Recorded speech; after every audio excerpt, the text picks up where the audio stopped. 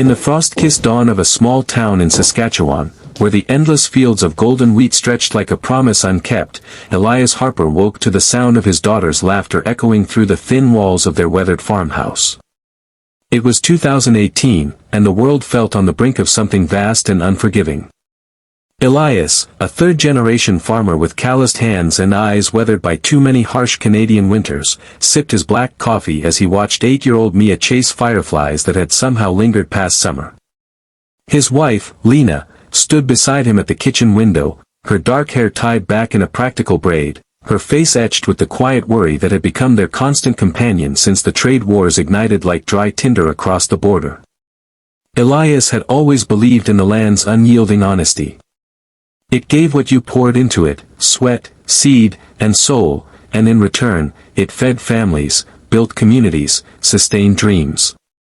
But that summer, as President Donald Trump's tariffs slammed into Canadian steel and aluminum like a battering ram, Elias's world began to crack.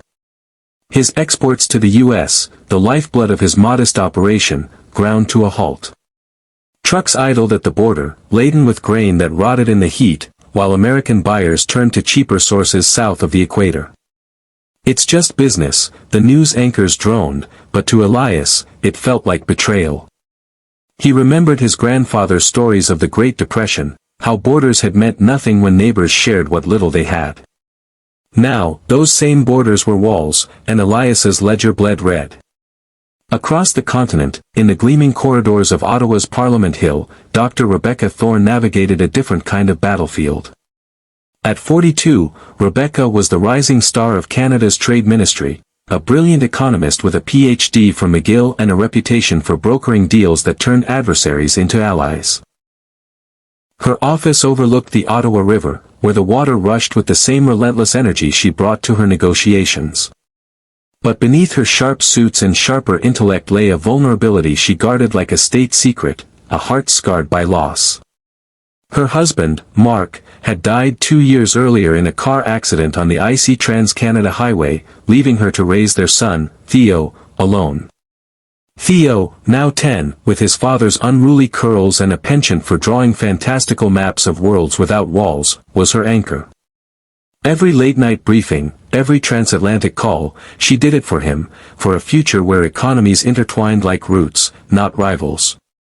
Rebecca's latest assignment was the USMCA, the renegotiated NAFTA that Trump had branded his crowning achievement. She flew to Washington monthly, her briefcase stuffed with data on dairy quotas and auto parts, her mind racing with strategies to protect Canadian interests without igniting further firestorms. It was there, in the marbled halls of the U.S. Trade Representative's office, that she first met Jack Harlan. Jack was Trump's point man, a burly Texan with a drawl like molasses and eyes that missed nothing. 45, divorced, with a teenage daughter back in Austin who texted him memes during meetings to keep him grounded. Jack wasn't the fire-breathing ideologue the headlines painted, he was a pragmatist, a father who worried about his girl's college fund as much as he did about soybean futures. Over stale conference room coffee, he and Rebecca forged an unlikely rapport. "We're not enemies, Becca," he'd say, using the nickname that made her bristle and smile in equal measure. "We're just two folks trying to keep the lights on." Their late-night sessions stretched into the wee hours, hashing out clauses on intellectual property and labor standards. Jack shared stories of his ranch, how the tariffs were gutting smallholders like Elias down south, mirroring the pain Rebecca saw in her own polls from rural ridings. In turn, she confessed her fears for Theo, how the uncertainty kept her up at night, sketching policy papers by flashlight when storms knocked out the power.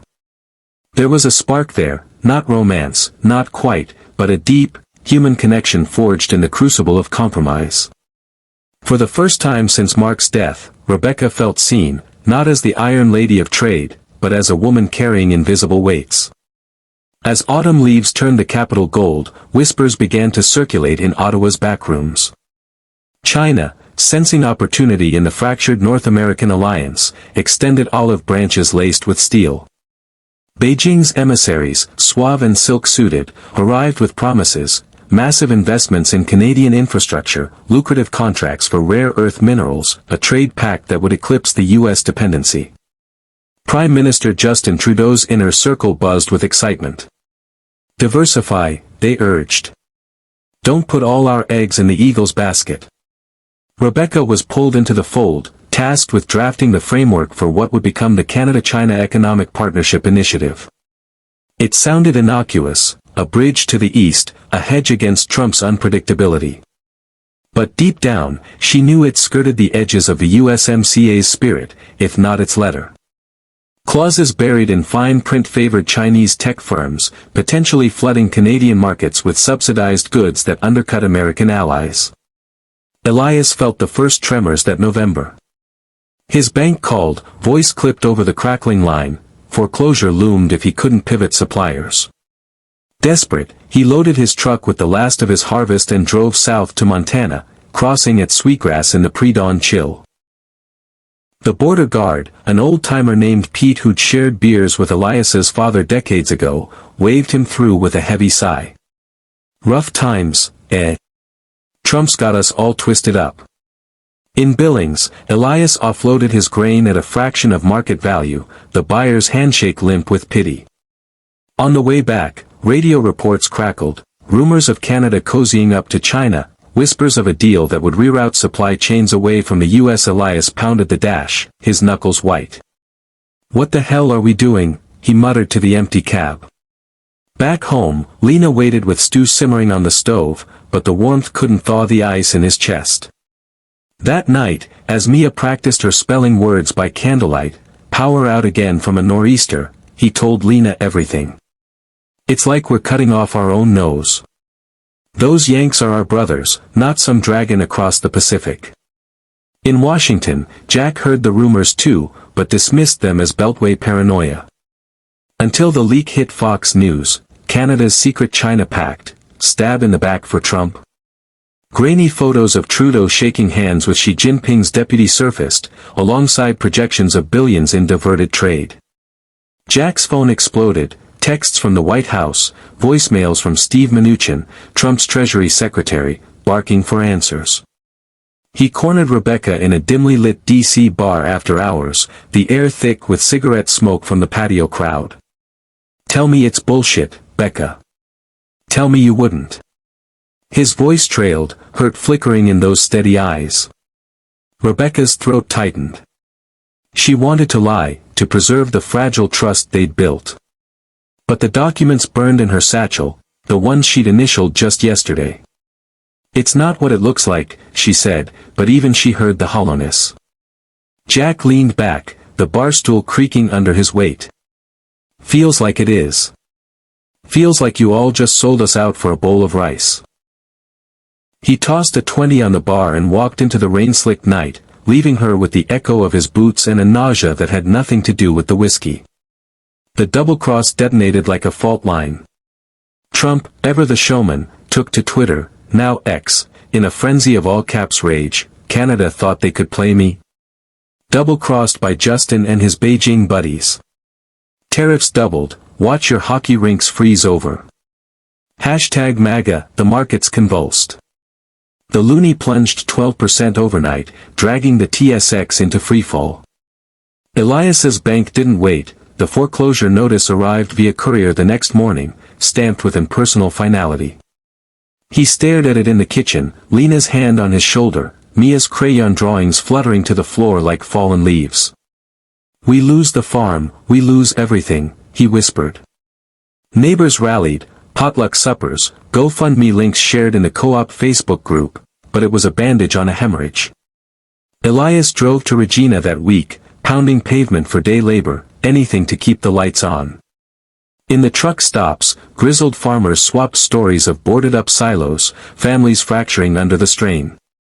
One night, over lukewarm Tim Hortons, an old friend confessed his son had enlisted in the army, fleeing the despair for a uniform and a paycheck. Elias hugged his knees to his chest in the motel bed that night, tears hot on his cheeks, wondering if this was the price of ambition, of leaders playing chess with lives. Rebecca's fall was swifter, more public. Leaks traced back to her office, perhaps a disgruntled aide, perhaps her own careless email, and suddenly she was the villain in the Globe and Mail splash, Thorne's treachery, the woman who sold Canada to China. Protests erupted outside her apartment in the Bywood Market, effigies of her in effigy burning under the autumn moon. Theo came home from school with a split lip, taunted as China's kid. She pulled him close on the couch, his small body trembling against hers, and whispered apologies into his curls. "Mommy didn't mean for this," she said, but the words tasted like ash. Sleepless, she pored over the deal's fallout. Chinese investments evaporated as Beijing, spooked by Trump's retaliatory sanctions, pulled funding. Canadian ports clogged with unsold goods, factories idled in Windsor and Oshawa, echoing with the ghosts of assembly lines. Jack's calls went unanswered, his last message, a voice note raw with betrayal: "I thought we had something real, Becca. Turns out it was all smoke." She replayed it until the battery died, each word a knife twist. Winter clamped down like a vice. Elias's farm auction was scheduled for January 15th, a date seared into his calendar like a brand. He spent Christmas Eve in the barn, sorting heirlooms, his grandfather's scythe, Lena's wedding quilt, while Mia sang carols to the empty fields, her voice carrying on the wind. Lena found him there, snow dusting his beard, and they wept together, not for the land, but for the dreams it had cradled. "We'll start over," she said fiercely, but her eyes betrayed the lie. In Ottawa, Rebecca faced her own reckoning, a parliamentary inquiry, flashbulbs blinding as she testified under oath. The initiative was meant to safeguard our sovereignty, she argued, voice steady despite the tremor in her hands. But the opposition tore into her: collusion, negligence, a betrayal of the very workers she'd sworn to protect. Trudeau distanced himself with a politician's grace, reassigning her to a desk job shuffling reports. Theo's drawings shifted from bridges to barricades, his maps now labyrinths of locked gates. The backfire hit critical mass in February, when Trump's administration unleashed a cascade of countermeasures, not just tariffs, but targeted sanctions freezing Canadian assets in U.S. banks, rerouting energy pipelines through Mexico, even pressuring NATO allies to isolate Ottawa. The economy hemorrhaged, unemployment spiked to 9%, food banks overflowed in the Maritimes, and in Saskatchewan, ghost towns sprouted where once thriving hamlets had stood. Elias, evicted on a biting dawn, loaded their belongings into a rented U-Haul, Mia clutching her stuffed moose as if it could ward off the wolves of fate. They headed east, to Lena's sisters in Halifax, the prairies receding in the rearview like a love lost. On the Trans-Canada, static-laced radio reported suicides among farmers, a statistic that hollowed Elias's gut. He pulled over at a Tim's in Manitoba, hands shaking as he dialed an old contact, a union rep from the 90s trade fights. "We gotta fight back," Elias growled. "Not with deals, but with people." Rebecca, adrift in her demotion, began digging. Late nights in the ministry archives, cross-referencing cables with leaked U.S. intel smuggled by a sympathetic journalist. What she uncovered chilled her: the China deal wasn't just opportunistic, it was engineered by a cabal of lobbyists with ties to Huawei, promising kickbacks that lined pockets while gutting the middle class. Her own signature stared back from the memos, a complicit scrawl. Guilt gnawed like frostbite. One evening, as Theo slept, she penned a letter to Jack, not an email, but old-school ink on cream stationery. "I was wrong," she wrote. "Not about the numbers, but about the cost. We forgot the faces behind them. If there's any trust left, help me make it right." She mailed it without expectation, then turned to her network, reaching out to whistleblowers in Beijing and D.C. Fate, that capricious weaver, threaded their paths in March. Elias, scraping by as a long-haul trucker out of Halifax, picked up a load of auto parts bound for Detroit. The manifest listed a contact, Harlan Logistics. At the border, who should inspect his rig but Pete's cousin, waving him through with a nod. In the Motor City warehouse, amid the hum of forklifts, Elias overheard workers griping about Canadian knockoffs flooding the market, cheap Chinese steel masquerading as Canuck quality. Curiosity piqued, he lingered, chatting up a foreman who mentioned Jack Harlan, the guy who tried to warn them all. "Good man," the foreman said. "Lost his shirt in the fallout, but he's rebuilding. Meanwhile, Rebecca's letter reached Jack in Austin, forwarded amid the rubble of his career. Trump had scapegoated him for the Canada fiasco, sidelining him to advisory scraps. Reading her words by the light of his daughter's bedside lamp, 16 now, with dreams of studying abroad, he felt the old spark flicker. Not forgiveness, not yet, but a shared ache. He called her that night, voice gravelly across the miles. "You got balls, Thorne. Or whatever the polite term is. Meet me in Toronto. Neutral ground." She flew north the next day, heart pounding like a war drum, Theo waving from the airport lounge with a drawing of two hands clasping over a map. Their reunion was in a Kensington Market cafe, rain pattering on the tin roof like hesitant applause. Jack arrived in jeans and a faded Longhorns cap, Rebecca in a simple wool coat that hid her trembling. No hugs, just coffee and the weight of unspoken ruins. "I lost my farm, no, wait, that's not me. But I lost friends like the guy who did," Elias would later joke, but in that moment, it was raw. Rebecca laid out her findings, the lobbyist web, the falsified projections, the human toll. Jack countered with U.S. intel, Chinese espionage clauses buried in the pact, threats to North American security. "We were pawns," he said, stirring his mug until the spoon clinked like a gavel. "But pawns can flip the board." From that spark, a fire kindled. Rebecca leaked her dossier to the New York Times and the CBC, timing it with Jack's congressional testimony. The scandal erupted, headlines screamed, "The China Con, How Greed Betrayed Two Nations." Arrests followed, lobbyists in cuffs, Trudeau's aides scrambling for cover. Elias, tuned in from a Halifax diner, felt a surge he hadn't known since his wedding day. He started a podcast, Borderlines, interviewing farmers on both sides, voices blending in a chorus of resilience. Listeners poured in, thousands, then tens of thousands, sharing their stories, crowdfunding bailouts for foreclosed fields. The resolutions came piecemeal, like spring thaw.